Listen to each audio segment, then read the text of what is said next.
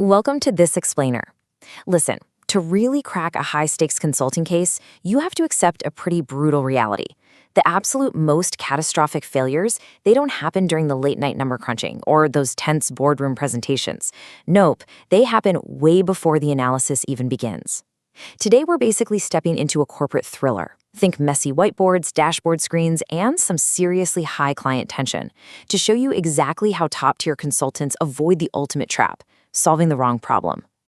Okay, picture the opening scene. You're sitting in one of those heavily air-conditioned, overly quiet boardrooms. The client executive sits across the table, leans in, and asks, "Can you benchmark our digital maturity?" Now, this is the hook. It's the seemingly innocent demand that kicks off our whole investigation. To the untrained ear, it sounds like a totally standard request, right? But honestly, it's a trap. It's a stated expectation that so frequently sends inexperienced teams hurtling down a dangerous, expensive, and literally completely irrelevant path. This moment right here perfectly captures the difference between a rookie and a total master. A junior consultant hears that benchmarking question, and what's their first instinct?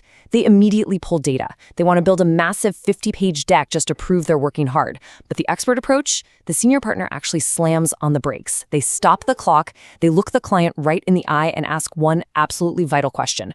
What specific decision will you actually make after reading this report? Because let's face it, if you don't know the decision, the data is entirely useless. So, to crack this case, we've got to execute a really precise methodology. Here's our dossier for getting to the truth. First, we'll examine the wrong question trap, then move into diagnosing the real tension, introduce the question diagnosis canvas, map the issue tree, apply the pyramid principle, and finally align the client reality. Let's dive right into section 1, the wrong question trap. We have to start by interrogating that superficial layer of the client's initial request.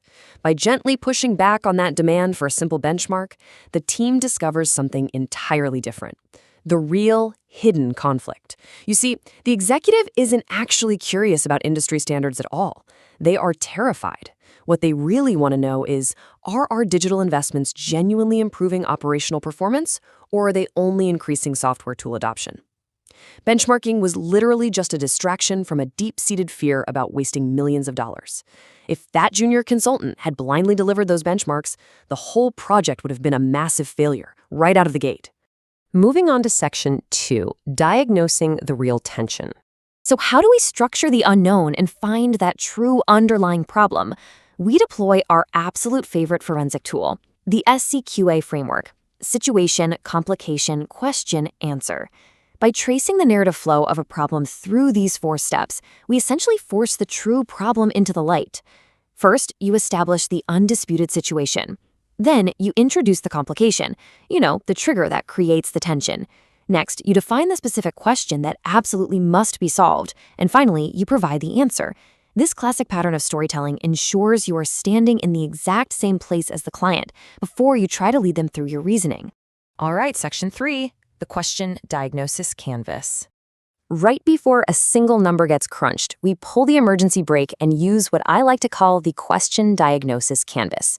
These 5 questions act as a ruthless interrogation checklist. What decision must the client make? What tension actually created the project? What answer changes action? What evidence changes the answer? And crucially, this is a big one, who loses if the answer is accepted? Walking through these questions fundamentally shifts our mindset from being a junior order taker to an expert strategic advisor. It brings the conflict between the initial client demands and the ultimate project reality right to the starting line. Section 4, mapping the issue tree. Okay, with the right question finally locked in, we enter that classic late-night analysis phase. To dissect the problem effectively, we use MISI thinking. That stands for mutually exclusive, collectively exhaustive. This is a foundational rule in high-stakes consulting. It basically ensures our investigation covers every single possible angle of the problem without any confusing redundancies or overlaps. You're essentially dividing the problem into distinct parts that, when added together, perfectly equal the whole. It's like a giant puzzle where every piece fits exactly. In action, this looks exactly like a rigorous logic tree. For example, breaking down profitability into revenue and expenses, and then cascading down into specific products and regions. An issue tree like this bridges the gap between raw structure and our hypothesis.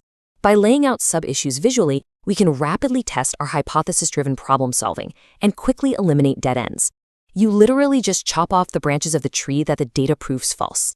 It saves hours, sometimes days, of wasted analysis. Next up, Section 5, the pyramid principle. Once you've survived the messy whiteboard analysis, you actually have to communicate it.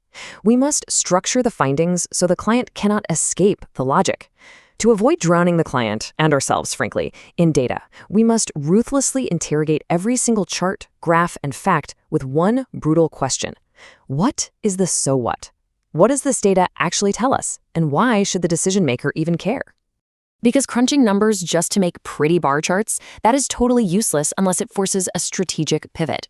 As this quote perfectly reminds us, if you can't draw a clear, actionable insight from your work, you are just making noise. Decision-focused communication is all about bringing to life a key finding that makes the client sit up in their chair, take notice, and actually change their course of action. And this is exactly where the Minto pyramid principle becomes your absolute best weapon, simplifying all that complex data through a strict top-down structure. We organize our insights so that ideas at any level in the pyramid must always be summaries of the ideas grouped below them. This vertical relationship means that every single data point at the bottom serves only to defend a single, undeniable conclusion at the very top. You give them the summarizing idea first, the big reveal, the headline, before you ever drag the client through the individual pieces of evidence. Finally, Section 6, aligning the client's reality. Armed with a structurally sound, bulletproof answer, we move to the final and honestly often the most delicate phase, managing the collision between our findings and the client's original flawed expectations. A promise made is a promise kept. During the initial framing phase, and throughout the entire project, really, you absolutely must balance the client's wild demands with your team's actual capabilities. Borrowing from lessons on structuring teamwork, you shouldn't overpromise on a massive benchmarking exercise if what they really need and what you can actually deliver well is a highly focused operational audit. You've got to define the boundaries of the engagement rigorously. This leads right into a brilliant technique for managing difficult stakeholder feedback cycles. The client's stated expectation was just to receive a passive report at the end of the month, but the project reality involves a strategy called covering from behind. This means we actively collaborate with the mid-level stakeholders and data providers throughout the entire analytical process. Before you ever present to the executives, you share your findings with the people who actually gave you the data. You neutralize resistance early, basically turning potential adversaries into allies for your solution. By the time that final, tense boardroom presentation happens, the whole organization is already completely aligned. So we've seen this incredible arc, right? From a junior order taker building useless decks to an expert advisor fundamentally restructuring the core problem. Because if you solve the wrong problem, your brilliant analysis is already a failure before it begins. So what you should take away from this explainer is a massive mindset shift for your next big project. Remember this, consultants do not start with answers. They first find the question worth answering. So the next time a client hands you a neatly packaged request, ask yourself, what real, terrifying problem are they actually trying to hide from you?